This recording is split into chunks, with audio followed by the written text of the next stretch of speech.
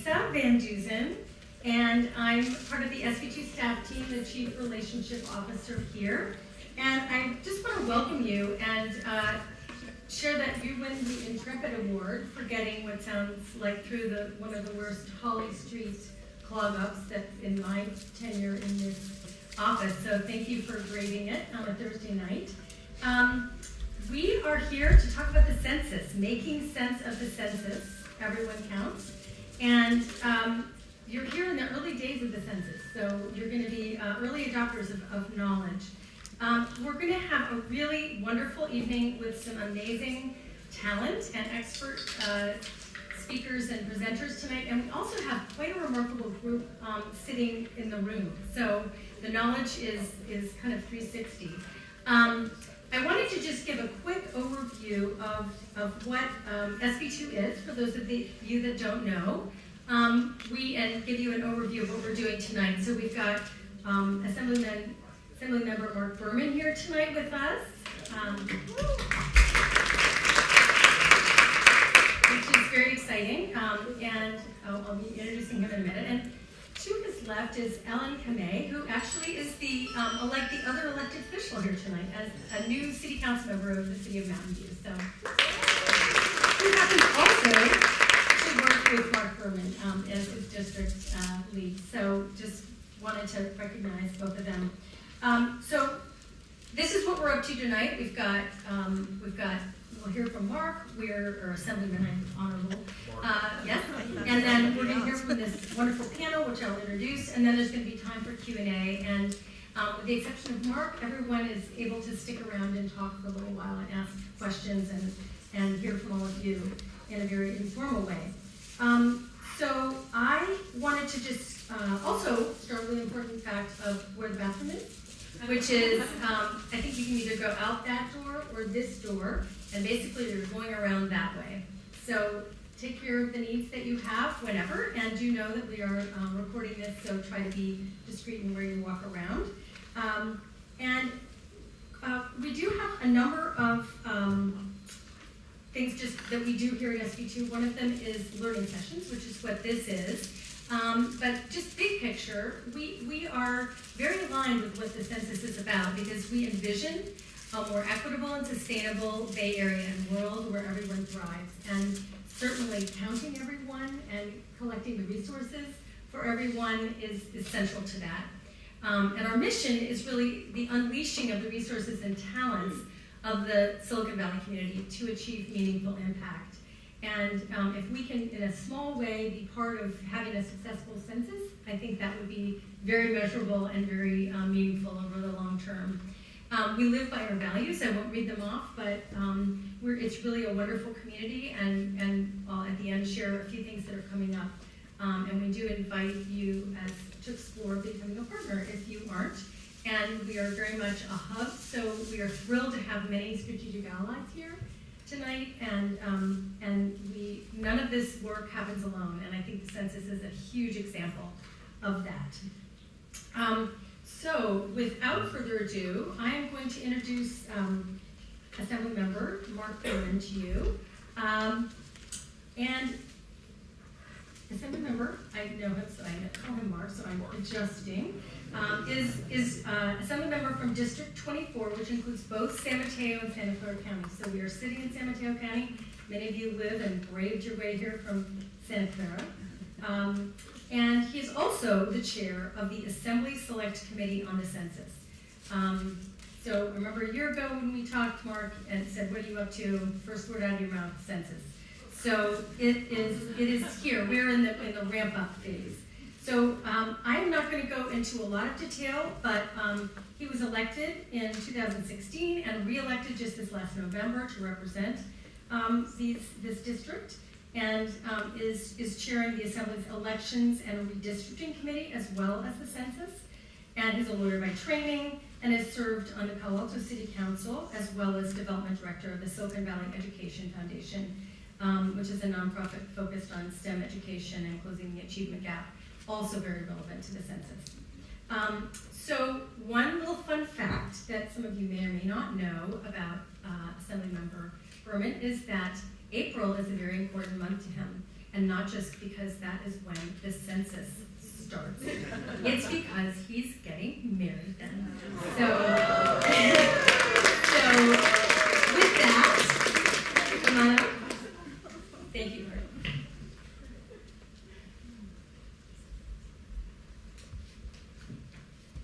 Well, thank you, Lisa. It's always good to start blushing before you start speaking to a group. But yes, I'm getting married on April 12th, so it's going to be a busy couple of months. And I only got engaged 2 months ago, so it's going to be a busy couple of months as we plan the wedding. I just really want to thank all of you for coming tonight. I especially want to thank Lisa and the SV2 team for focusing on the census and for wanting to educate people about what the census is, why it's important, and how everyone can help. Because this really is going to be a all-hands-on-deck effort all across the state. The challenge is greater than it's ever been, and now is the time.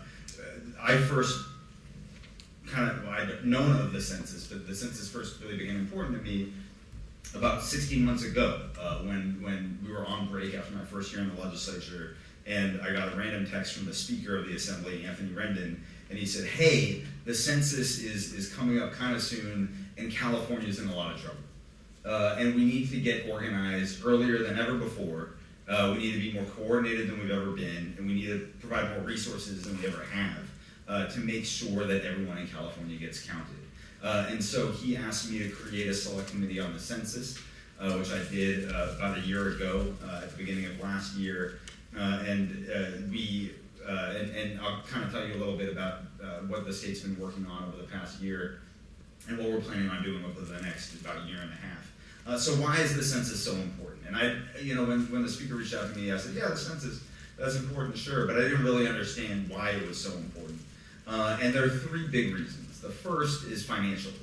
The state of California receives back from the federal government just shy of $2,000 per person per year in federal funding for critical programs in California based on the results of the census. And I say that's money we receive back because that's money we pay in taxes. And California is a giver state. We pay more in federal taxes than we get back for services, and so we definitely want to make sure that we get back at least as much as we deserve and that everybody gets counted. And so $2,000 per person per year totals to $78 billion every year that we receive back from the federal government for programs like Medi-Cal, and Medicare, for programs like nutritional supplements for women, infant, and children, for programs like school lunch programs for underprivileged students in our schools, for transportation funding, and on and on. There are about 80 to 90 different programs that we receive money from the federal government, and the amount of money we receive is dependent on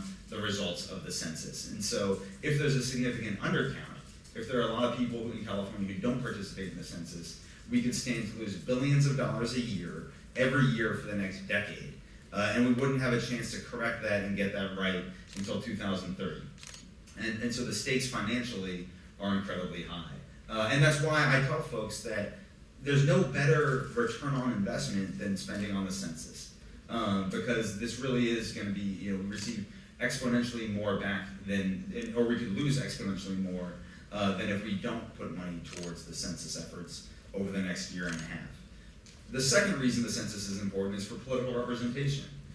We get the number of congressional representatives in the House of Representatives is allocated based on the results of the census. And for California's history, we have never lost seats based on a census count. We've either gained more seats because our population has grown, or we've stayed flat, but we've never actually gone backwards. And there is a real chance that California could lose 1 or 2 congressional representatives depending on how significant of an undercount there is in California. That's partially because the population in California has stopped growing as much as it used to.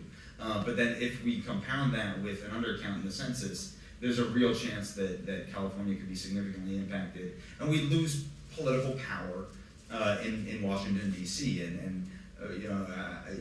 I'm very proud of the political power California currently has in Washington, D.C., especially in the House of Representatives, with the Speaker and with a lot of chairs of important committees. And I want to make sure that we don't lose that because of an undercount in the census. And the last reason is a little less tangible, and that's about California having a voice. California is a big, bold, beautiful, diverse, complicated state of 39.5 to 40 million people. And our residents speak dozens of languages and come from hundreds of countries. And every one of those people deserves to be counted. That is the purpose of the census. It is not to count every citizen. It is not to count every green card holder. It is to count every person who lives in a state and in the country per the Constitution of the United States. But because of the challenges that we face with the census, there's a really good chance that a lot of Californians are going to be afraid to have their voice heard. And I think that's just a travesty of the entire process and the entire purpose of having a census. And so it's a little less tangible, but I think it almost gets me more motivated than the other things, is this idea that there are things that are happening across our country today that are intentionally trying to discourage people from feeling comfortable participating in the census. And I want to do everything that I can, and California needs to do everything that it can to fight back against that and to make sure that every California resident feels comfortable participating in the census and knows how important it is to participate in the census. So those are kind of the three main reasons why the census is so important. What is California doing to try to encourage a complete count of all of our residents? The first thing that we're doing is we're allocating more funding for census efforts than we ever have in the past. In the year 2000, California spent, I think it was $22 to $25 million on census outreach and communication efforts. In 2010, California spent $2 to $3 million on census outreach and communication. That was largely because we had a $40 billion deficit. So far, leading up to the 2020 efforts, and this was supplemented today in the governor's budget proposal that he announced, we're going to so far have allocated $150 million to census outreach and communication efforts, and that's just state funding. That doesn't include the I shouldn't say the matching funding, but the supplemental funding that we're getting from the philanthropic sector and the business community and folks who care and understand how important this is. So we had $100 million have been allocated as of last year's budget. Today, the governor announced another $50 million for census outreach and communication efforts. And there are two main goals, two main purposes for that funding. One is a kind of statewide media communications campaign that's multilingual and make sure that it reaches every community across California so that people understand what the census is, why it's important, and how to participate in the census. And then the second effort, and frankly the bigger effort, is providing funds to our community-based organizations and our county and city governments for outreach efforts where we get trusted messengers, a lot of nonprofits or faith-based organizations or labor organizations or healthcare organizations to reach out into these hard-to-count communities and explain to folks why it's important to participate and how to participate. And so you all are going to hear a lot more about the local, county, and nonprofit and CBO efforts, I think, in the panel right after I speak. And this is a huge effort. We're dedicating, vastly more resources than we ever have in the past. And we want to make sure that we don't duplicate efforts. We want to make sure that we're speaking with a single voice. Frankly, it might be a different voice to different communities, but we want to make sure that there aren't kind of competing messages going out into the different hard-to-count communities across the state. And it's important for folks to know that this isn't a partisan effort. The hard-to-count communities exist in Democratic districts, they exist in Republican districts, they exist in rural areas, they exist in urban areas, north, south, Central Valley, coast. One of my colleagues who's participating the most is my colleague and friend Heath Flora, who's a Republican who represents the area north of Modesto. But he has certain immigrant communities in his district, and he wants to make sure that they participate because his district, frankly, needs these resources more than most. Central Valley towns and communities that are really struggling, and he knows that it's critically important to get a complete count so that his residents are getting the funding they rightfully deserve for the programs that mean so much to their everyday quality of life. So that's a little bit about what we're doing, and the biggest kind of aspect is the challenges that exist in getting a complete count in California. And one of the challenges is operational. We are changing the way that we operate the census across the U.S. And we're moving from a paper-based model where everybody gets a form in the mail to a online-based model where most communities are going to be asked to self-report, to participate online, and to provide the information on a website. And so that means you're going to get a postcard in the mail with a website to go to and a personal identifier and be asked to plug that information in. And this makes sense for certain reasons. This is a process that started under the previous administration, but the current administration hasn't funded it nearly as much as necessary and hasn't had the testing needed to identify where this goes bad and kind of what improvements need to be made. And so there were supposed to be 3 tests done of this new model. There was only 1. And that test occurred before this next huge challenge, which is the citizenship question being added to the census. So who's heard about the citizenship question in the census? Pretty much everybody. This is a question that the Trump administration added on, I think last March, at the last minute. There was a deadline by which they had to decide what questions would be on the census. They waited till practically the end to say, we're going to add the citizenship question. The state of California and I think 17 other states immediately filed a lawsuit, and that's actually happening across the country. There are multiple lawsuits, and one is happening in San Francisco this week to try to argue that the citizenship question should not be on the census. I am operating with the expectation that it will be, because any lawsuit would end up at the Supreme Court, and I don't love our chances. Hopefully, I hope I'm wrong.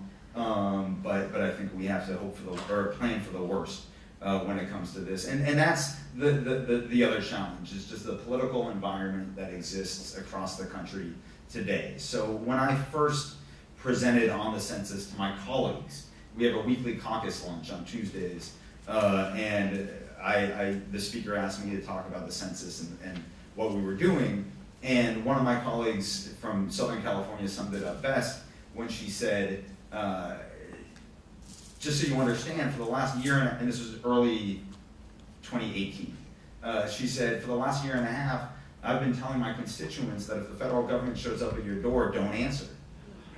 Now it's going to be if the federal government shows up at your door, don't answer unless it's the census, which is a very hard message to get people to trust and believe in. And these communities are rightfully nervous about participating in something that's operated by the federal government. So that's the challenge that exists. But we have gotten organized earlier than ever before. We are providing more resources than we ever have.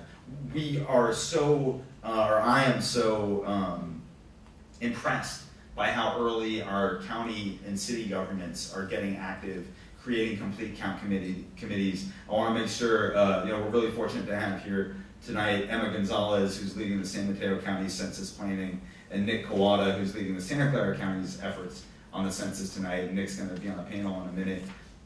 But it's really going to take a bottom-up and a top-down approach because it's the local governments and it's the local elected officials who know who those trusted messengers are in all the different communities across the state who should be going out and knocking on those doors. Another colleague, we had a hearing on the census earlier this year, and my colleague Reggie Jones Sawyer I'll call him out because it's public, it was videotaped and everything, in a hearing said, you can't, what was it? It was you can't have, hold on, I want to get this right. You can't send Becky and Biff into his community and expect it to knock on doors and expect a positive result. And Reggie represents largely African American communities in Los Angeles. And we need to be smart about that. And the federal government's making it harder. They've actually put more restrictions on, for example, who can be an enumerator, who can get hired by the federal government to go knock on doors. And now for the first time they've said those people have to be US citizens, which might not be the best people and really shrinks the pool of people that we can hire at a time when it's hard to find people who are willing to even be enumerators, even be canvassers, when the economy is strong and unemployment is so low. So there are a lot of challenges that we have ahead of us, but I am very optimistic about our chances. Because of the work that we've done over the past 16 months, because of everyone who's packed the room today, and the fact that you care enough to spend a couple of hours on your Thursday night to learn more about what you can do, and because I just believe in the resiliency of California. So I want to stop there. I have no idea how long I've been talking, but hopefully not too long, and take any questions that folks might have for me. John. Back in the 80s, there was the Boland Amendment, which prohibited spending essentially in the Contra struggle. Mm-hmm. Does Congress have the power to prohibit spending by the Commerce Department to have a census which includes a citizenship question? That's a great question that I don't know, but I'm happy to look into. I think we need to be as creative as possible in thinking about how we can address that issue, and that sounds like a pretty creative solution. So we've been feeding Attorney General Becerra and his staff lots of questions, and this is another one that we can run by them to see if it's viable. Yeah, appreciate it. Yes. Also. Since you won't be here, Since you won't be here when we do get to the next steps or what we can do about it, is there anything you want to leave us with about how we could be helpful? Do everything that Lisa in the next panel tell you to. But no, honestly, we don't want we need the effort to be as coordinated as possible, and so you'll hear more about kind of how things are being set up. But we're trying to be very coordinated in terms of how we distribute funds and how people get engaged. And so we're still in the process. Tomorrow, actually, the Government Operations Department is coming out with a quarterly report on the census and on their efforts. And that should talk a lot more about the structure and the right places for people to plug in to make sure that we're as effective as possible with the resources that we're putting towards this. And people can sign up, right? Oh, thank you, of course. And Ellen put a sign-up sheet in the back, somewhere in the back, on the back table right over there. Perfect, thank you. Where my office is going to be pushing out updates to folks who are interested in the census. So if you want to sign up in the back, we'll put you on our census list. And as we hold more hearings and as we learn more about and finalize more of the details, we're happy to keep folks updated on what we're working on and the best ways for them to get engaged. Perfect. Any other questions? Perfect. Thank you all for being here. I really appreciate it.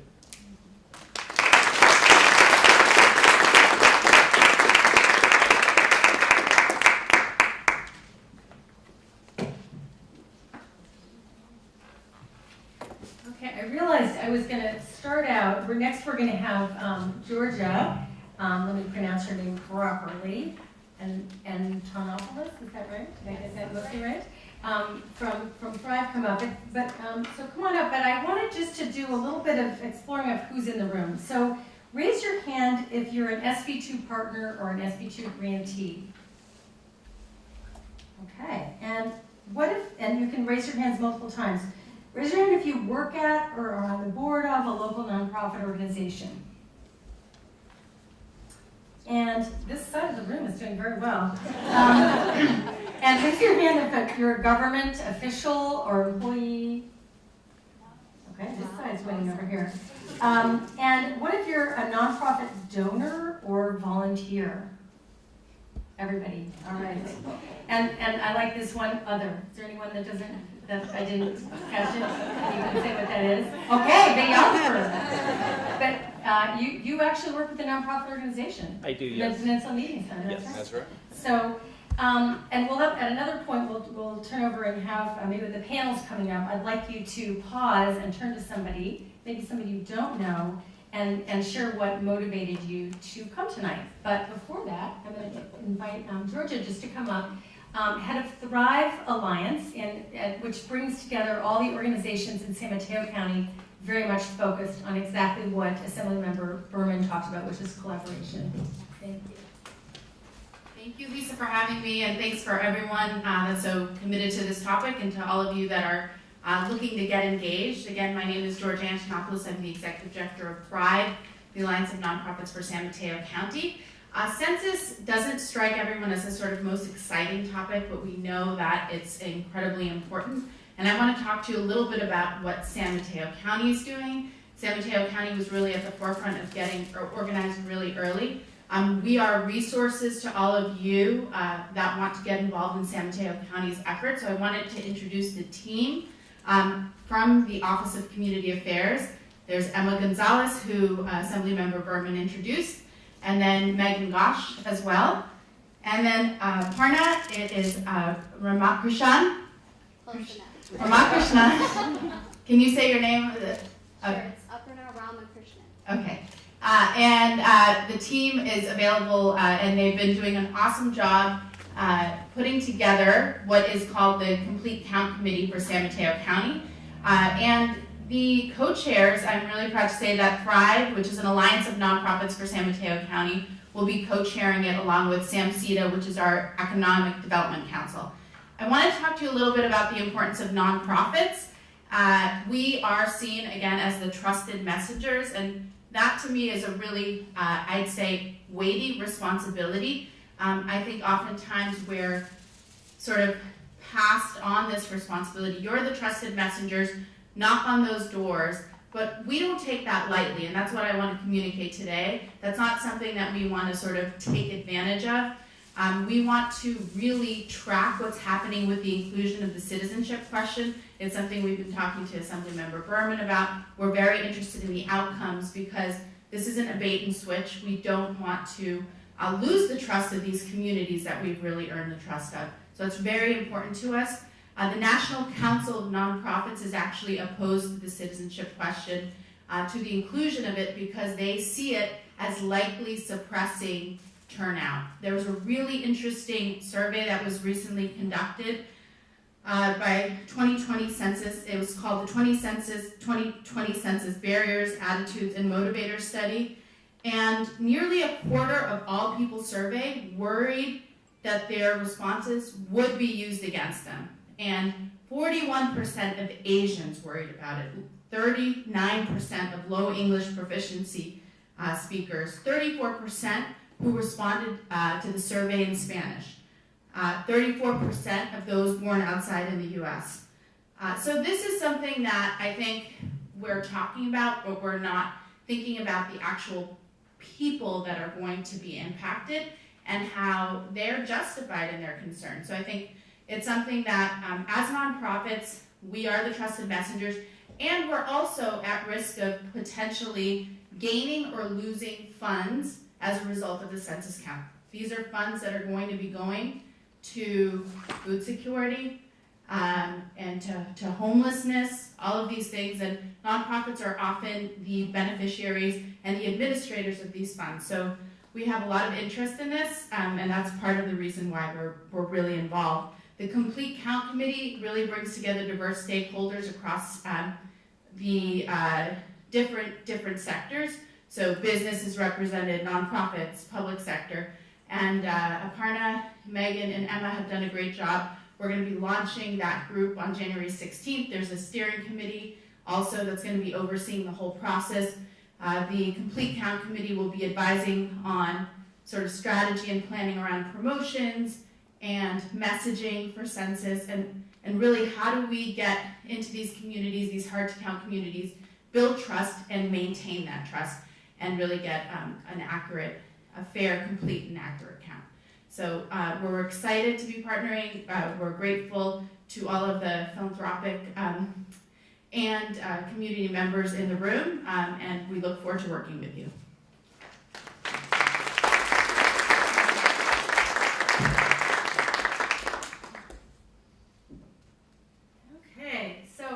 Georgia. Before we jump into the panel, I'd like to do another little bit of hand raising, which is asking a question of you. Please raise your hand if you know someone who is a young child. If you know a senior. If you know a renter. If you know an immigrant. A non-English speaker. A Latino. An African American. An Asian American.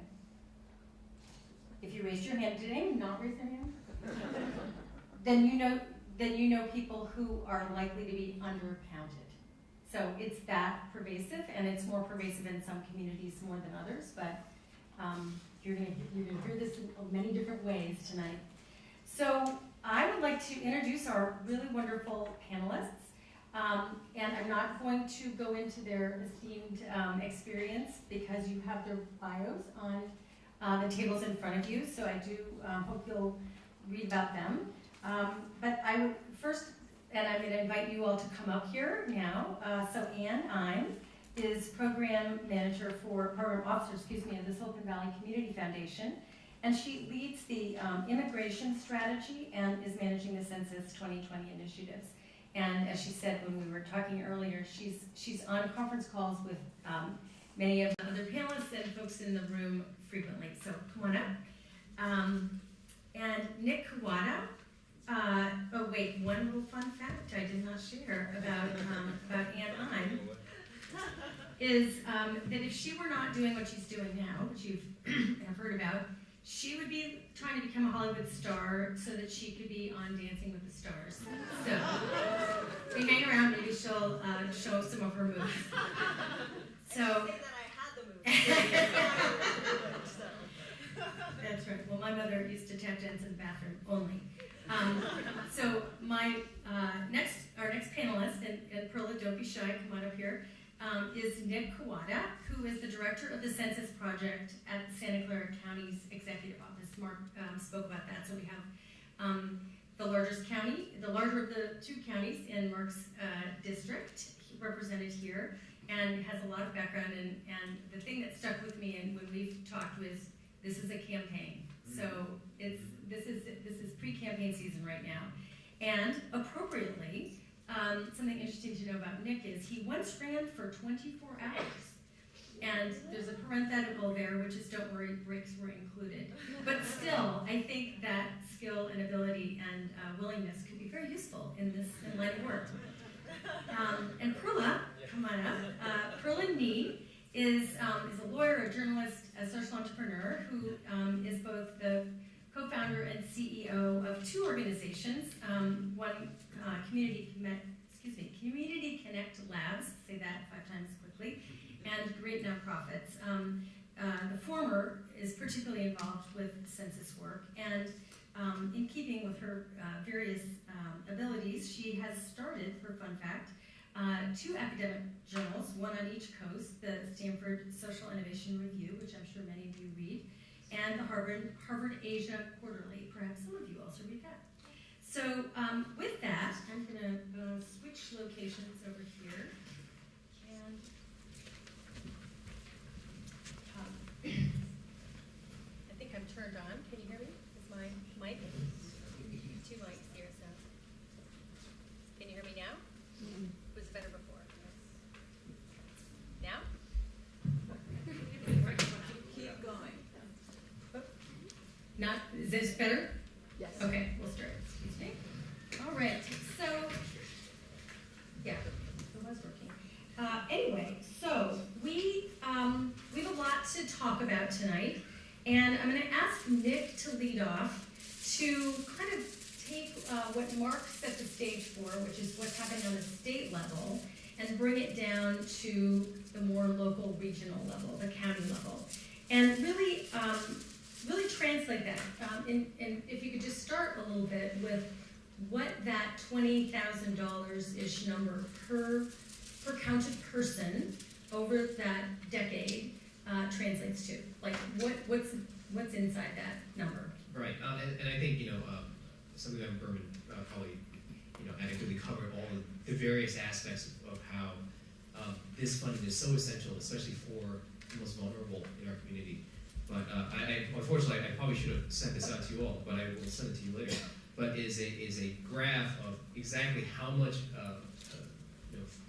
funding, how much resources folks need just to live day to day. And if you see, I know it's probably the worst you can see it, but the biggest part of the circle is for healthcare. And more than half of it will be used for people's livelihood, day-to-day living, healthy checkups for their kids, assistance when you get older. These are the most important aspects of our life that we're leaving up to a count that happens once every 10 years. The other pieces are just as important. SNAP, or food stamps for most folks, Medicare B, Section 8 housing. I know I used to work in a nonprofit that used to talk to a lot of these folks who rely on Section 8 housing because of the expense to live here in the Bay Area. And it would force them to move to the far places, far off from their work, where they would actually, sacrifice family time, time with their loved ones that they'll never get back. So when people say the census doesn't matter, I can't tell you how angry that makes me feel. Because this pie chart, of all things, is a representation of what our lives will be for the next 10 years without a count. I know that's not the best way of putting it. Like, I think you're asking me more for numbers and specifics, but for me, it comes from an emotional level. When I worked in nonprofit, these folks they really mean to be the best. I mean, it's not like they're coming out to us and saying, hey, how can I get a free ride? And I hate that conversation, because the number one way these folks are trying to acclimatize themselves to this country, if they're new immigrants or even just trying to pay their bills, is to become engaged. They want to do the right thing. I had clients who would wait 30, 40 years in a line in another country to get here because they wanted to do what was right. It would have been easy for them to come here and stay here, but they chose to do the right thing. Now let's do right by them. Let's make sure that they are counted so that for the next 10 years, they and their family members can be safe, sustainable, and here. So, shifting to another number, just to put context on it, and thank you for that, because I think it's not just an emotional thing for you, but for many. I mean, it's very much central to just basic daily living. If you could put into context what we're hoping to have happen, like what does constitute success for this census, and how might that compare to the census in 2010? What percentage of all the people were counted then, and what percentage do we hope will be counted this time? I believe the undercounts is a little bit of an interesting way of looking at things, because undercounts can actually be defined several different ways. The way the Santa Clara County kind of first looked at the undercount was its inclusion of what's called the master address file, or the update of LUCA. So this is a local update of census addresses that actually happens in the summer preceding the census, or 2 summers preceding the census. So last year. Last year, that's correct. And actually Perla was a huge help with that, as well as Ann. But this is when we actually canvassed through in Santa Clara County a number of neighborhoods that are harder to count tracks. So they would go into these neighborhoods, our volunteers would go into neighborhoods, and we had an app by CCL to look Community Connect Labs. Community Connect Labs. See, I didn't try to say the name.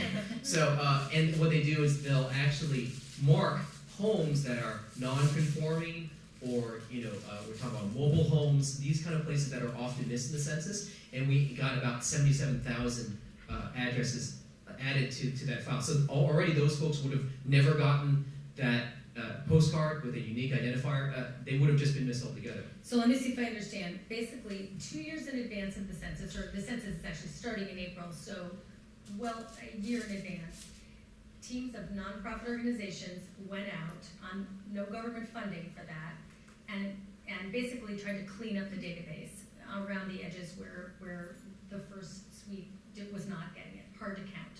That's correct, and that was our attempt at trying to lower that overall undercount. Sorry, I know that didn't answer your question about what was the number, but that was part of the piece. And I think when we're looking overall, I think I don't want to miscalculate the amount, so I don't know the amounts on that. Yeah, maybe, I don't know if we have some other folks who can kind of weigh in on that, but the other piece, of course, is then, of course, language access, and then, you know, making sure that the hard-to-count communities are counted. So normally speaking, when we hold these census group meetings or when we're trying to engage folks, a lot of the most important conversations happen because nonprofit agencies, the trust messengers, are helping us craft those messages that will access hard-to-count populations and communities so that they understand why this is important, that they will come back to the table. You know, it's interesting, Asian Americans Advancing Justice recently did a survey for folks, and there were a number of Asian Americans who knew about the census, about 75% or so,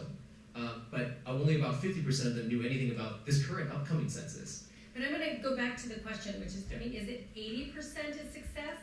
I mean, I've heard, I don't know, Pearl, if you wanna weigh in, I mean, my understanding is that we don't get 100%, you know, that's not ever what we actually get, but we hope to get X, last time we got Y, and this time what's projected or what's success?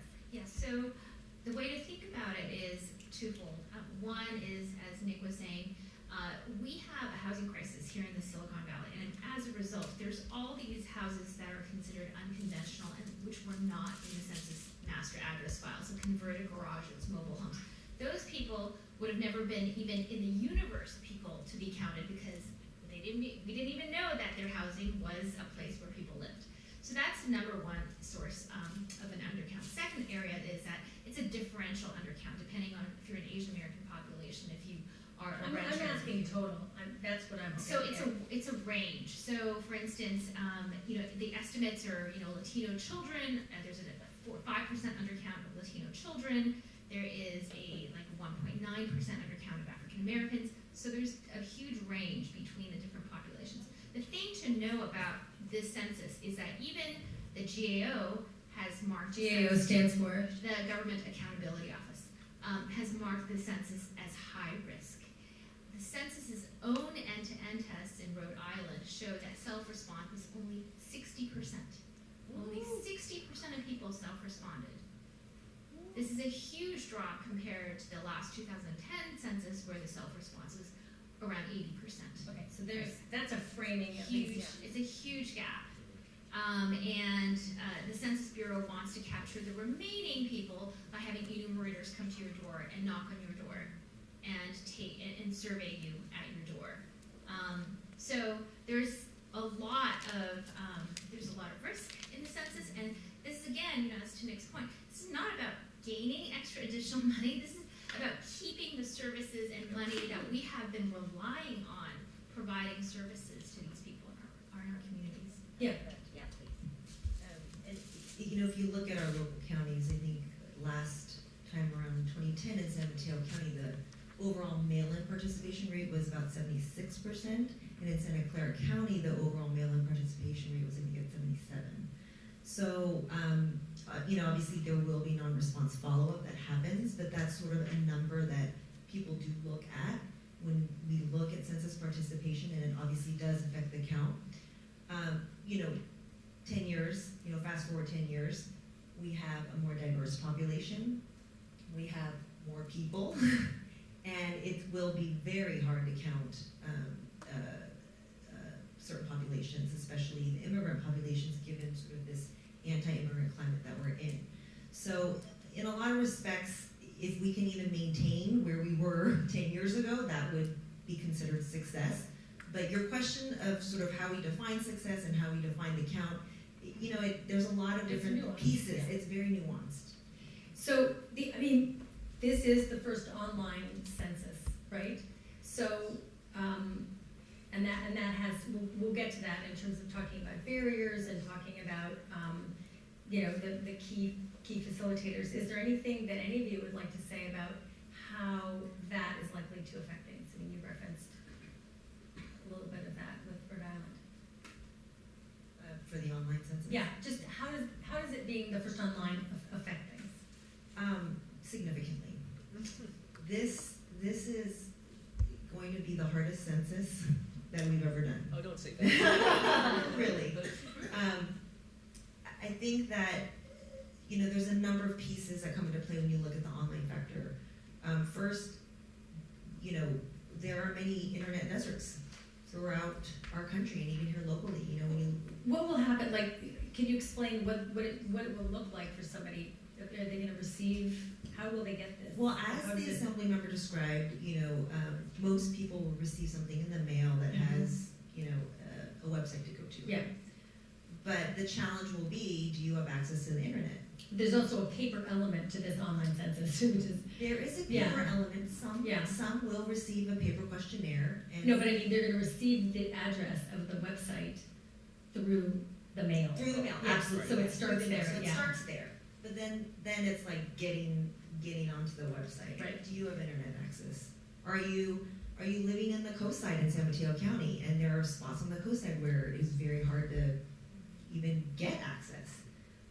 Are you disabled or senior or elderly or limited English proficient? And navigating the website might be difficult. So there are many barriers that we expect. I think that in the past couple of years we've experienced a lot of issues around internet security, and so people are very suspicious of sharing personal information online. And so I think that will also impact the census. Yeah. I don't know if you want to add. Yeah, and I think it's actually to Assemblyman Berman's point earlier, that much like the kind of the messaging for immigrants have been, don't answer the door, oh, except for a census enumerator or whoever. A lot of older adults have been advised the same way in Santa Clara County to, and this is a broad generalization, of course, it's more nuanced, but, don't go online, there's so many ways to be scammed, but except for the census. So I think this census is asking us, is challenging us to go back to our communities, to change our messaging, particularly for the census, and that's incredibly hard to do because it doesn't really fit in the same model, but it is in the model of civic engagement, and I do think that the census is one of those key steps that we can kind of help drive a change in that culture about how to get involved, how to really stand up and be accountable. So let's shift to kind of what is already being done. Who's involved in that, what's happening on the ground, who the different players are, where you are right now in this lead up to the actual kickoff. You can speak a little more about what happened last summer or in the cleaning up the data. So, Anne, Perla, do you want to lead off that? We're really fortunate to be in Silicon Valley. We have tremendous leaders in government. We have funders. We have great nonprofits here who are already doing this work. So for the first phase of that address canvassing, Somos Mayfair, ICANN, Daily City Partnership, a number of organizations recruited over 400 volunteers to come out and canvass Santa Clara County as well as San Mateo County for these unconventional units like converted garages, for instance. The next phase of the census is trying to get people actually to be hired to be address listers and to work as enumerators for the Federal Bureau of the Census. So those are people who will do the official address canvassing as well as come to your door and knock on your door if you don't respond to the census. And that's a huge, huge hiring need in San Mateo County. I believe they need to hire 1,200 people. In Santa Clara County, 1,500, 2,000. It's a huge number of people. How much do they get paid an hour? So in San Jose, it's actually $30 an hour. So it's a pretty good deal. Nonprofits like community colleges, workforce training nonprofits are starting to think about how can they really push people to do your civic duty and get paid. It's a good flexible job to help get people counted. So that's the second wave, is hiring people. The third wave that we're part of is technology infrastructure to make all this happen, to make it easier for people to get consistent messaging, get answers that they have about the census, tools for nonprofits to do canvassing, to coordinate on canvassing efforts, for instance. So there's a lot to be done, and once we get into the fall, we really expect to see nonprofits doing door-to-door canvassing, tabling at neighborhood fairs, doing phone banking, as well as doing the kind of social media messaging and really doing kind of the door-to-door, face-to-face interactions.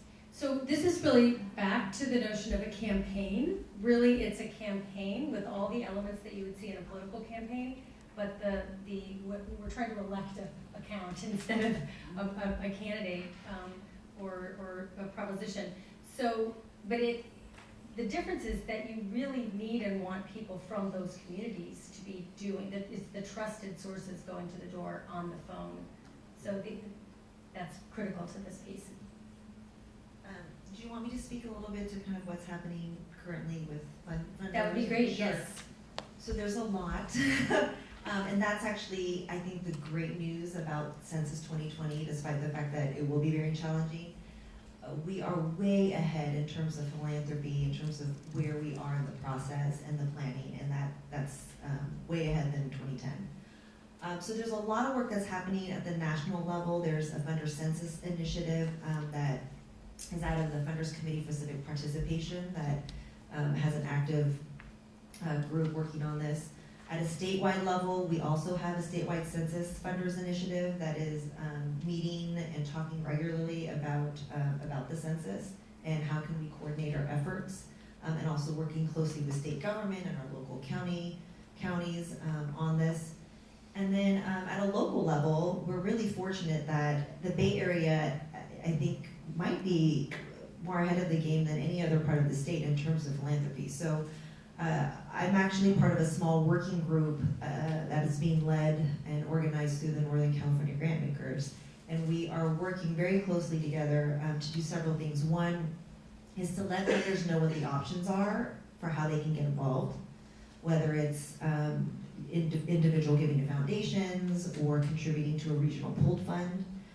And I'm also working with the group to see if we can create a common application for all grantees so that nonprofit organizations who are applying to do census work can actually have a more streamlined process. So if we could have a common RFP and possibly even common reporting on the census, that we're gonna make it much easier for any nonprofit who might be applying for funding throughout the Bay Area. So, so it's really great to have, this coordinated effort that's going on. At Silicon Valley Community Foundation, we are also doing a lot of work around policy advocacy. We will also be working on grant making to local nonprofits in both counties. And we also have a regional pooled fund that we've set up and that we are working on to make sure that if there are foundations or individuals who want to contribute to this work, that we can make sure that that money gets into the pooled fund that we house and that we can help disperse those funds. And I actually have a couple colleagues who are here that I also want to introduce. Brian Perlmutter is in the back and Cecilia Bynum, and they're actually a part of a census task force that we have within the foundation. We have representatives from every single division, from marketing and communications to development, to make sure that we're doing everything possible to get everyone engaged. So could you talk a little bit about how, nonprofit organizations are not known for having extra capacity and time on their hands for doing things that just pop up. And the census work, in some sense, is kind of on top of what they're already doing. So I'm curious about how, and you can speak to this because you're in the funding seat, and then both of you have been in other situations where you can observe this in action. But how can organizations that are at capacity with their workload and their resources bring on work that's a census, and how can they integrate that into what they're doing, and how can they use this as a kind of capacity building on an ongoing basis? Really, right? Because this is being well connected to their constituents is not a need that comes up every 10 years. It's an ongoing need. And we know nonprofits are very stretched right now, and one of the things that I think is really important is to ensure that we have grant funding available for nonprofits to do this work. That we're not just expecting, oh, you should just add this on to what you're doing. I mean, we want people to get involved and do what they can, and I'm sure many will probably do a little bit above and beyond, but we're doing our best to make sure that there are grant funds available for nonprofits to apply for to do this work, so that they're getting paid to do this really important work. One of the really encouraging and exciting aspects, I think, of working on census and the conversation that's happening among funders is that we're really talking about census not as a standalone issue that happens every 10 years. That, oh, it's time for the census, happens every 10 years, let's fund nonprofits, do this work, and then we kind of forget about it. Another 10 years later, hey, it's the census again, we're counting everyone, we should fund nonprofits to do this work. Rather, we're really talking about it and having a conversation around how can we support nonprofits to be engaged in census, but also support them through grant funds to do this work that helps them build capacity. So that helps build their internal infrastructure, or that helps integrate the census work into activities that they're already doing. So for example, there are nonprofits, many of whom are engaged in civic participation work, voter registration, maybe they're trying to get people enrolled in healthcare.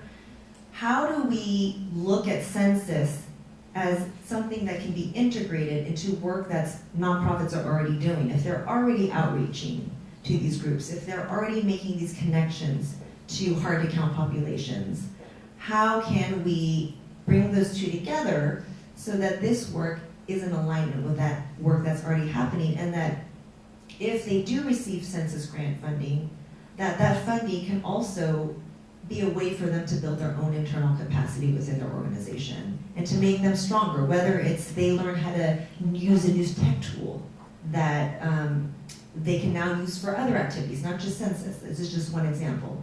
So there's a lot of opportunity, I think, for this to be something more than just a decennial event that nonprofits are engaged in. Well, and that going forward, the data, the address, what do you call the list again? It's the Master address the file. master address file would look good going into the next census, Yeah. right? As an example, go ahead if you want to add anything to that. Thank you.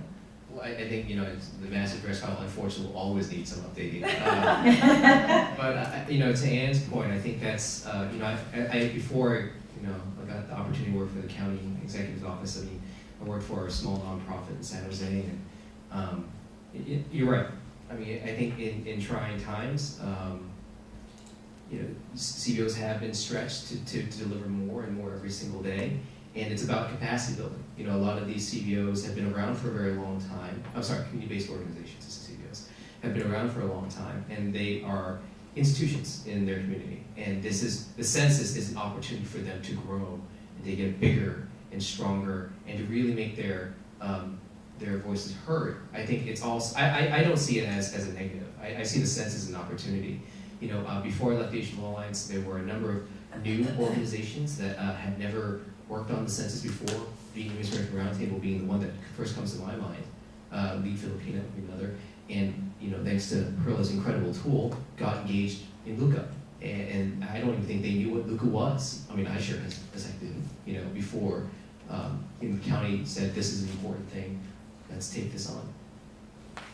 So there are a couple of things that I'm wondering about. We've talked about key enablers, key barriers, and I don't know if there are any other ones. We've talked about language, about the addresses and the hard to find communities, about so many things. Are there any things that we haven't talked about that are either on the plus side, the key, what's likely to make this successful, or on the other side, the barriers?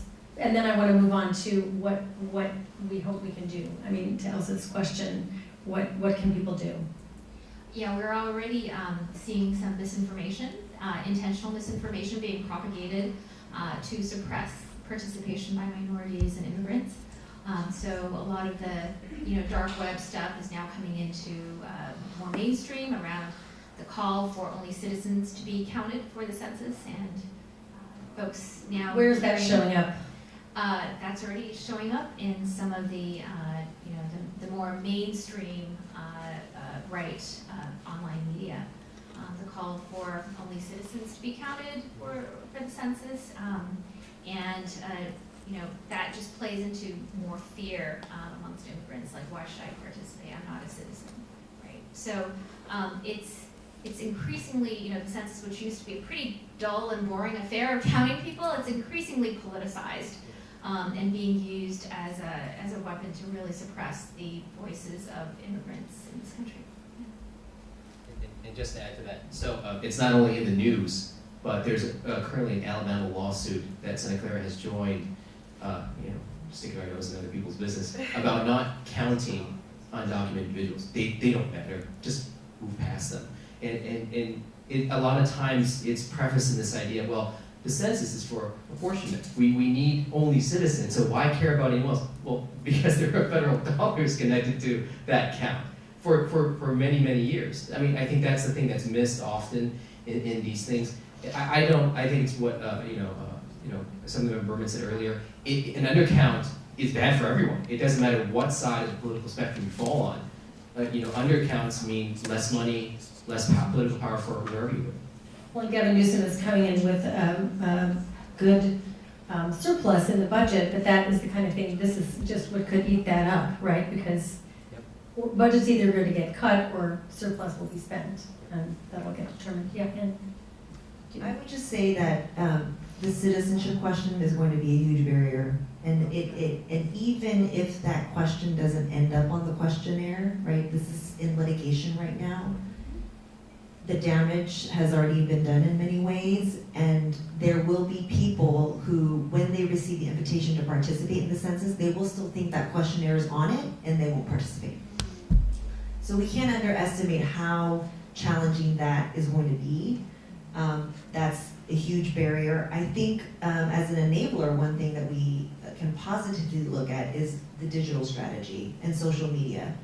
Many people get their news from their trusted friends, family members, colleagues through social media, and I think that's a real opportunity for everyone here in this room and beyond to ensure that we're reinforcing those positive messages in our own personal networks as well as our professional networks about how important it is to fill out the census.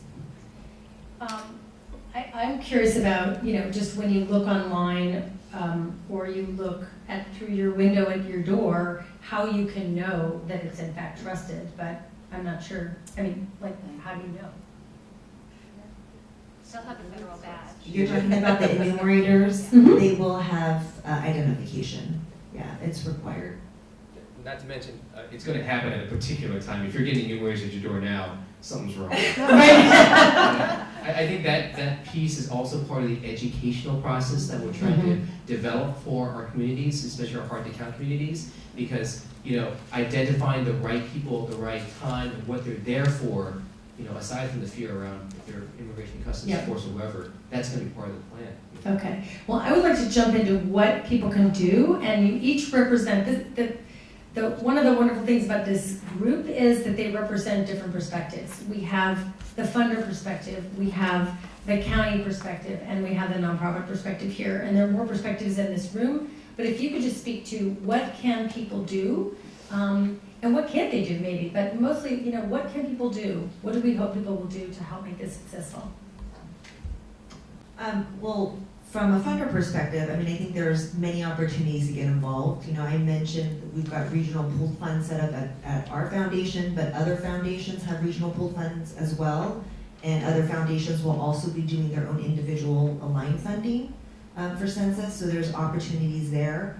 I know that there are probably many people here who are serving on boards of nonprofit organizations or very involved in nonprofit organizations, either as staff, or donors.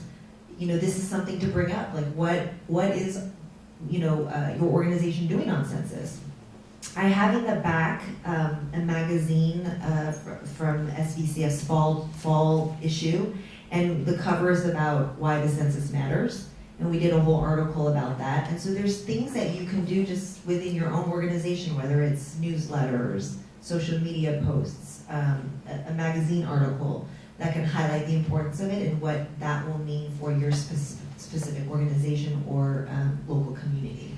So maybe one of you could give an example of how a specific organization that might not think of itself as being in the census-related sphere, how they might message something differently to their clients or others that they come in contact with. What's an example? So I think I think we're talking about two different levels maybe, but the level that I think of at the county level anyway is how does the CBO first get involved with the census planning, and then in the second part of the planning or the actual implementation, what are they saying to their clients at that point? I think there's a two-part process to it.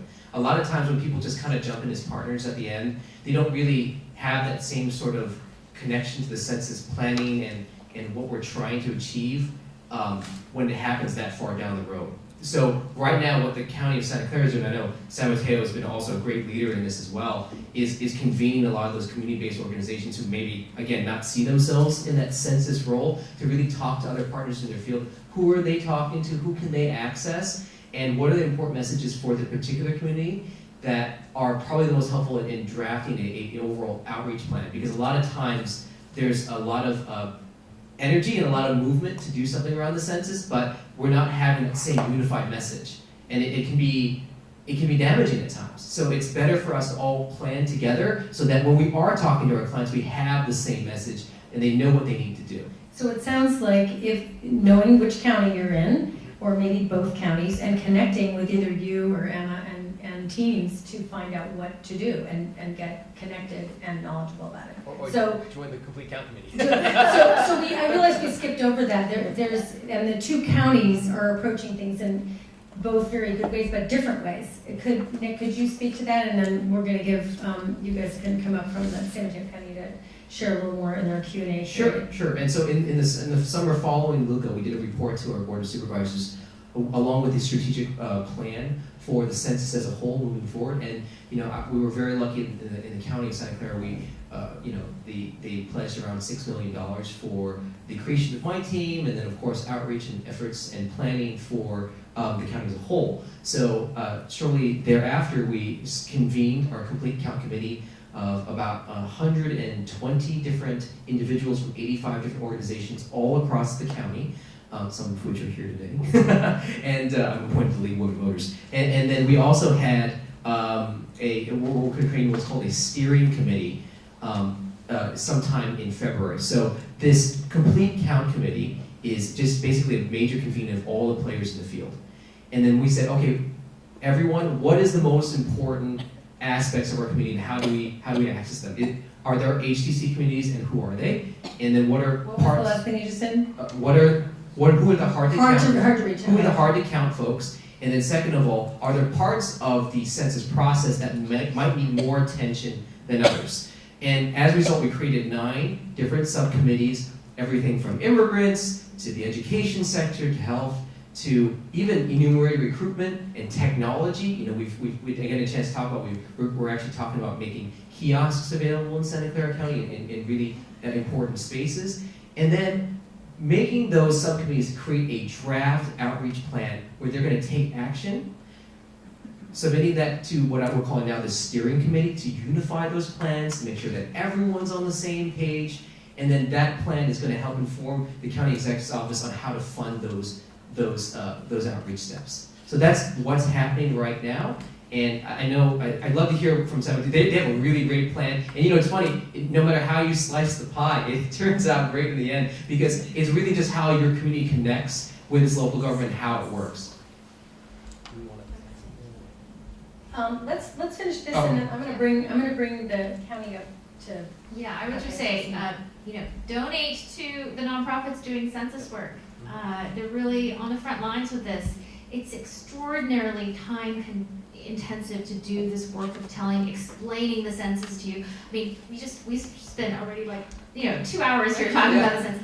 It's extraordinarily wonky and difficult to explain, and these nonprofits are going to have to do face-to-face interactions to explain why the census matters and reassure people that it's safe to take the census. So donate to your local nonprofits that are going to be engaged in the census. So Anne, you indicated that we're way ahead philanthropically, on this census. Does that mean we have what we need, or to Perla's point, it's a bottomless pit, or it's what? not a bottomless pit? Although some people say that there's no ceiling on census, but because of the underfunding of the census at the federal level, that's where philanthropy and individuals come in. So it's not a bottomless pit. There have been investments already made statewide and regionally on census, and there are more planned commitments and fundraising happening in philanthropy, so there's more to come. But I know there's been, already I think 12 million, and we're expecting more. It's a good investment though. I mean, when we talk about this summer address list update, just as an example, we administered grants to San Mateo and Santa Clara counties nonprofit organizations, and in partnership with Santa Clara County with funds that we managed. We gave out $280,000 to 12 nonprofits last summer. $280,000. Those 12 nonprofits worked on counting and identifying 5,000 unconventional housing units. Which had more than one person in most of them. Yes. Sure. So on average, most people average 3 people living per household. So if you multiply that by the 5,000, by the $2,000 per person, by the decade, that's $300 million coming It's a back. good ROI. Oh, the ROI is Yes. amazing. So $300 million coming back into San Mateo and Santa Clara counties, and we spent $280,000. Well, and like any campaign, again, there are surprises along the way. This is new territory, so you're not going to know what you're going to need, and you want to be ready to handle if there's misinformation that flares up more and all of that. So you will probably have more things to say, but I am imagining that you all have questions, and I would like to invite the Santa Clara County folks, Emma and excuse me, San Mateo, just up close up here so that you can answer some questions. I think, you want to share a mic up here? Okay, yeah. Thank you. Okay.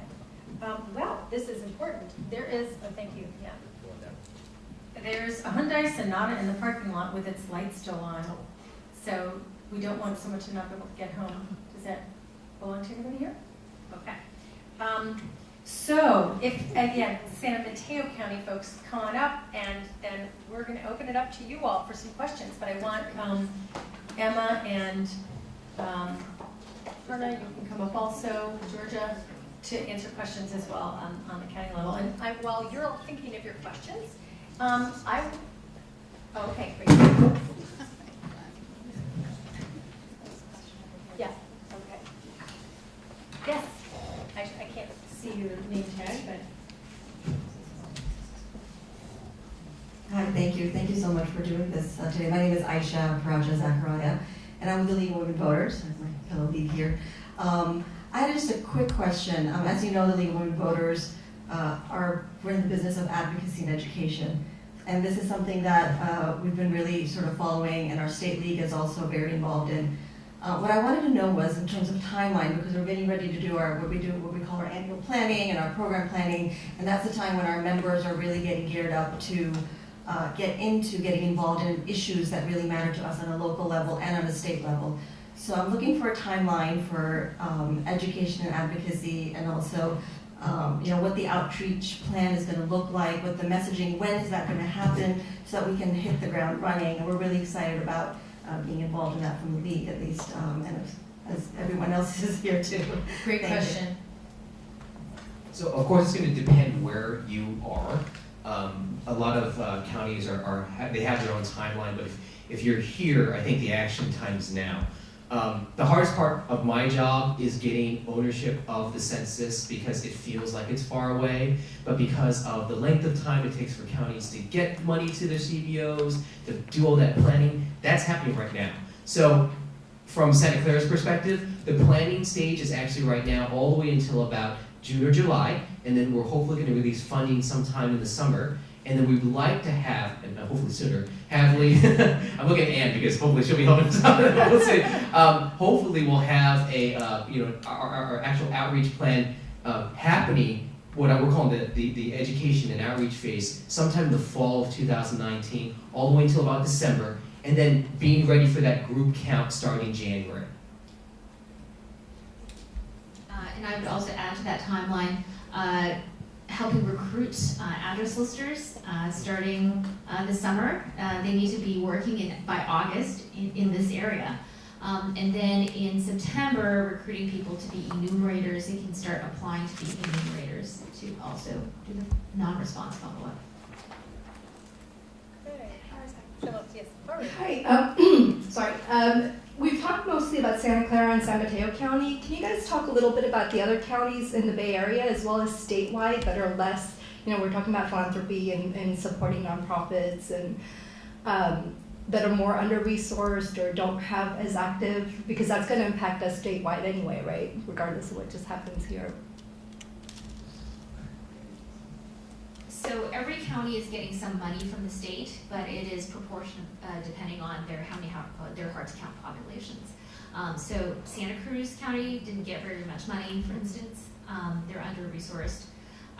The other Bay Area counties, Alameda, as well as Contra Costa, they're forming their complete count committees and putting their budgets together. Yeah. I was recently at a statewide funders meeting and we were looking at the maps, and there are areas within the state that are that have not had as much of an infusion of census dollars, and so the Central Valley being one, the very northern part of the state, very northern part. So there are areas that I think are under-resourced, in addition to, what Perla just mentioned. So can I ask a follow-up question then? So would you guys recommend, since we are well-resourced in our counties here, that that's where as philanthropists or volunteers we devote our energies to? It's hard to say because those areas don't have as much resources because they have fewer hard to count people. Some of the rural areas, for instance, it's more sparsely populated. Yeah, go ahead. One other thing that's been discussed is that in some of those areas, there also is not a very strong nonprofit infrastructure to actually support the outreach that's required for census. So that's an additional challenge, and I think that is also sort of tied into the funding issue. So, I don't know if this completely answers your question, but there are challenges in those areas, and we also have our own challenges here because we have, many hard to count populations as well in the area. So, census needs everywhere. Yes. Emma, did you want to just speak a little bit I'd like about? to speak to Come on that. up and. Sure. Yeah. One thing that I think it's helpful to say is right now counties are still in having to opt if they're going to participate due to the funding. Although the governor put $90 million aside, a third of that is going to counties to oversee this efforts. Some counties are opting not to participate, and that will be, the challenge will then be who will then take that on, and that's going to be a local ACBO. And for example, some of the counties that were outside of the Bay Area. Could you translate that acronym? ACBO is a administrative community-based organization. And what will happen, in fact, is that they have until February 8th to make that decision. So we don't know which counties. I do sit on a statewide call every month that we actually started with Santa Clara County and San Mateo County and really morphed into a larger really policy and operations and talk about challenges. And now it's moving over to a statewide call. Great, because it's really needed. But again, at the same time, some counties only received $100,000. San Mateo County, out of the 90 million, we received 283,000. That's 228. But the county is going to support, our Board of Supervisors will support our efforts. And because we believe that it's important. We do, San Mateo County has set a targeted goal of 75% of completion. And that's that's our goal to ensure that we gather the most accurate count possible. But we know that there's challenges ahead. And I think I hope that answers your question, but that just speaks to many of the challenges that we face, as well as, looking at my notes, when we talk about the online version, it's reliability, data privacy, and accessibility. Because as you're completing, how many times have we all started to work on and enter, and it goes down? So the accessibility and the reliability is an issue alone. So our county, because we have coastal, we have our immigrant community, farm workers, we have to bring internet to them. We have to be creative. We have to look at how can we bring mobile internet hotspots to the coast or to our underprivileged communities. Those are the things that we're looking at, and how do we be creative, whether that's through a mobile hotspot. We're gonna do pop-ups. We're gonna jump in and create pop-ups in our communities, and we're just gonna go around communities creating mobile pop-ups. But again, we're bringing the access service to them, but it will require education and information and outreach through our nonprofits. But again, I'm just giving you an example. San Mateo County, 228,000, and it's a huge undertaking. But this is an important effort, and we stand behind the effort, and our Board of Supervisors also believe that it's critical to ensure that we get a complete and accurate count. Emma, could you speak,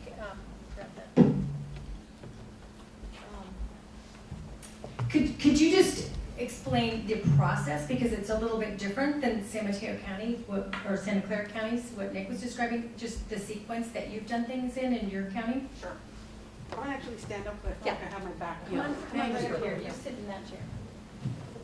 So San Mateo County, we've learned a lot from other counties, but we also kicked off our steering committee in December of 2018. So that's our governing committee. And then our complete count, as we talked about, kicks off on January 16th. Now that is our members who are going to be overseeing different nonprofit organizations that represent county-wide. But look at it as a funnel. Our funnel's going to get larger. We're going to grow, loud speak, and we're going to go to get the voices. And our ask to everyone, so then we'll break into work group strategies, then we'll break into action teams, and that funnel will increase and get larger as we progress.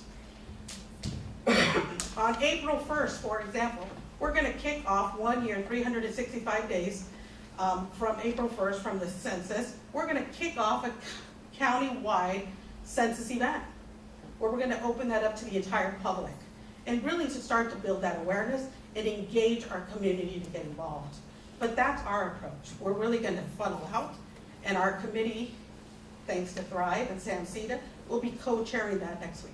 Very exciting. Joanne, you were ready with the question? I just want to know on a personal level, what do you say to people who are afraid to put their information into a system? That they're going to be okay, and I think the message is for us, we're really in stand up and be counted. And it's going to be, I oversee immigrant services for the county as well. And so there's a lot of fear. I have a stack of red cards. If you're familiar with Your Rights red cards, I have a stack that I'm giving out thousands of the day that we're really getting out into the community. But at the same time, it's about engaging, about how important our voice, and I think Assemblymember Berman talked about that, is how important our voices count. And as individuals, regardless, citizen or non-citizens alike, everyone's voices count, and that's the message that we want to present. Because we are going under the assumption that the citizenship question will be there. And just to add to that. Use the microphone, please.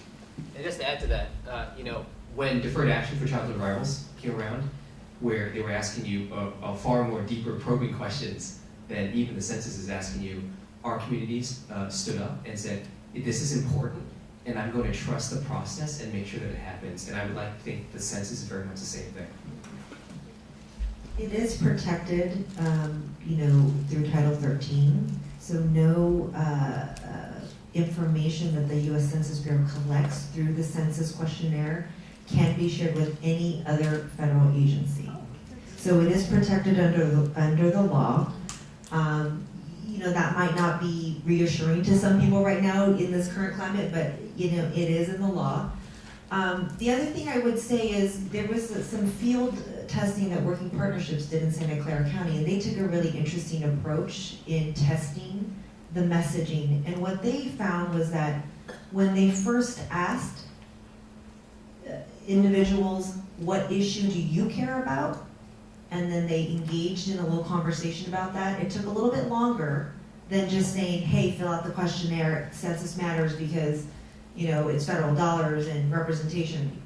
And they actually got more, a double-digit increase in response Because when you think about the census, I mean, there are over 100 federal programs that are touched by this. I mean, you could name just about almost anything from the environment to the coastside to the beaches to education to health, housing, transportation. I mean, there's probably something in there that somebody cares about. So I think, you know, that was a very interesting piece of information that they came back in their field testing that they did last year. And I think that's something that, you know, we should think about moving forward, you know, figure out what people care about and then say, okay, here's how it connects, here's how census connects to that particular issue. Victoria? This is a slightly different question, and I know I was a little bit late. So Wait, let's Use get a microphone. microphone there, hold on. Oh, thank you. This is a slightly different question, and I apologize, and Mark covered it before I got here, but it's a little bit late. The red flag that's in my head right now is around fraud with the website, and I can just think of thousands and thousands of similar websites people could create that look like a census website, mirroring stuff, not even thinking about hacking the actual information, but just, I don't know if that's in any of your purviews, but I'm wondering if that's anything with all the technology resources in our particular area that people are putting thought and energy towards. And I know it's just something I would be concerned about when I sat down with that piece of paper. Like, is this really the right website and am I at the right place? Or did I get somebody slightly close to, but, you know, I'm giving them my whole song and dance here that this. Yeah, and in fact, in the end-to-end test, the number one request by people was for paper forms. People overwhelmingly prefer paper forms, especially seniors and immigrants.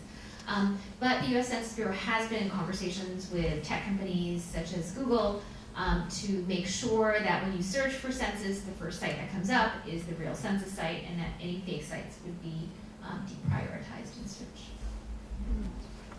And there have been a number of course I can't say because I'm not part of the Bureau, but they've had a number of studies. There's a professor regarding internet security who's been talking about differential privacy and security and all these sort of terms that I don't quite understand. So it's obviously been part of that conversation, and we've already talked to, you know, Mark's office as well to really make sure that, you know, these concerns are floated to the higher levels. And, you know, Santa Clara County, we totally agree. We think those are very important issues, but we have to make sure it doesn't get in the way of a count, because a lot of times these things have the worst PR in the world. I would even say the citizen question's got some pretty bad PR that's really meant to cause this fear effect more than anything else. Elsa? Thank you. Oh, thank you. Thank you so much. Two quick things. One, how do you get the base number that allows you to say in 2010 we had a 77% response rate?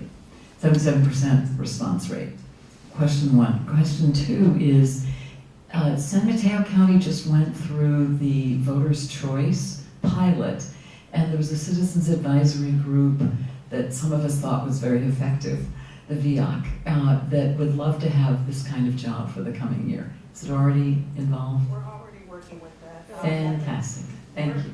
We actually sit in and are already working with that group. And that's specifically why they've been invited to our participate in that. We've actually made some connections between those that we're working with the voter registration and into these positions that are available through the census. So we're working not only with the adult schools, with job train, to create curriculums that go directly into these type of positions. So that's a discussion that's already happening within San Mateo County. In regards to that, the numbers for the response rate, so the census actually releases that, those numbers for self-response rates. And then in this census, because things are going to be done online, the census hopes to release regular updates of response rates by census tract. So you would be able to see in this census tract, X percentage of people have already responded to the census. But how do you know what the denominator is in order to? The census does its own calculations of how many people they missed. So they actually release that after every census, the undercount. We have to ask So that's where that master address file comes in. Yeah. The master address file So that's why the master address file was crucial, because that's Yes, the denominator. It is the universe, correct. For the known universe. Correct. Okay, we have time for a couple more questions. Is is your big chance. So I am very impressed with how organized this is. My bigger question is, I love the kiosk idea, but have we ever thought about, when we get close to the time, having, just like when you go to vote, that like all of our schools, all of our faith-based organizations, all make this a priority to have people right there when they're going in, when they're walking in to get their health care, when they're walking in to go to service, when they're walking into their school, all of them are there to encourage people to do this and walk them through doing it when they're walking in. Has anybody thought about that in addition to our nonprofits or numerators knocking on people's doors? I'm just curious. I mean, that would be my dream, is that health clinics, for instance, after they've given someone a service, tells them, hey, you know, did you know that health funding is actually determined in part by your participation in the census? Please participate in the census.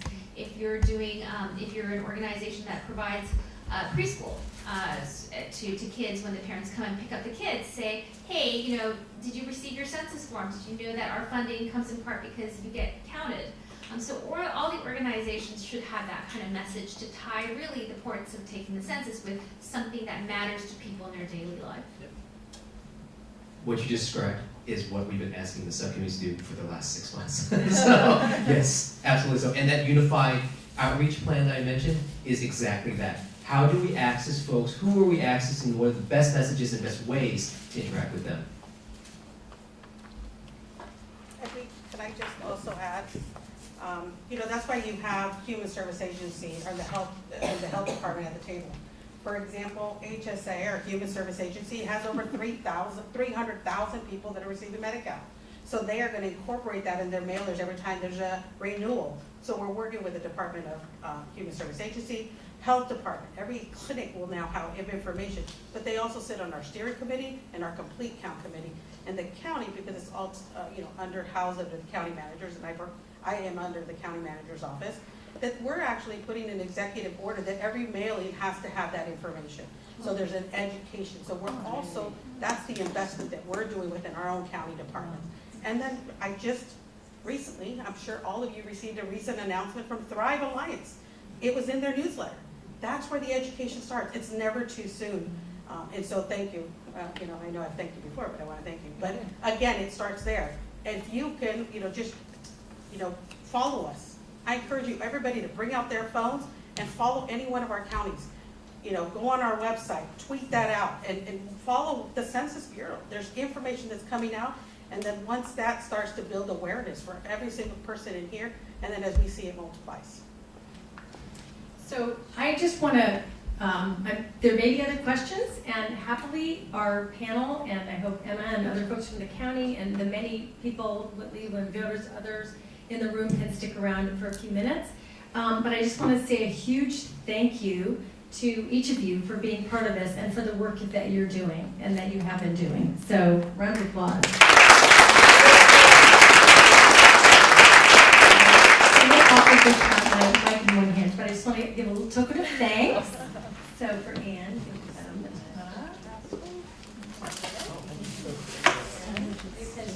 and then for Mark, who escaped, I gave it a there you go. So thank you. And then I also wanted just to say that if there are people that are interested in, we have a resource sheet out here. If there aren't enough, we'll make more. There is information at the back that's been described. And if there are people that, we have a number of events coming up that are not related directly to the census, but are all related to the mission that I described in the beginning of having a Silicon Valley where everyone can thrive. We've got the Pathways to Early Life Development grant round kickoff starting next Tuesday at SB2. Our office is right down the hall here. And we have our monthly impact investing working group on the next day, Wednesday the 16th.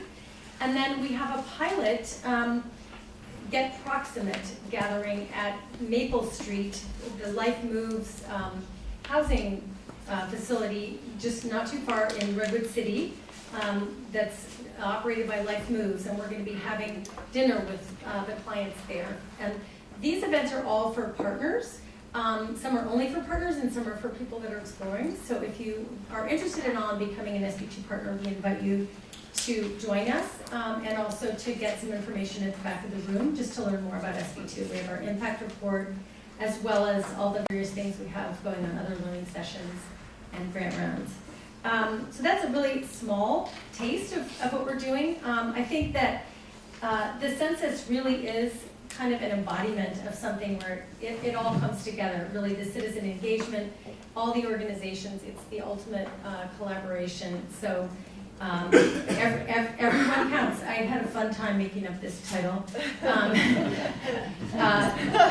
of the plan words. But anyway, you all do count, and I think if you just go through the course of your day, you will find times where you can share hopefully what you've learned tonight, and that will make a difference because that person will then feel more informed, and you don't know how far that ripple will go. But it all happens one person at a time, and I think Emma made that point very eloquently, that and all of you did really, that this is a high-touch game that we're in here. So thank you. Thank you for spending your Thursday evening here. Thank you for the work that you're doing. And as Amy is reminding me, please leave your name tag on the way out. So people are going to linger, and so get some more food, more water. We're not allowed to have anything else in this room. So thank you.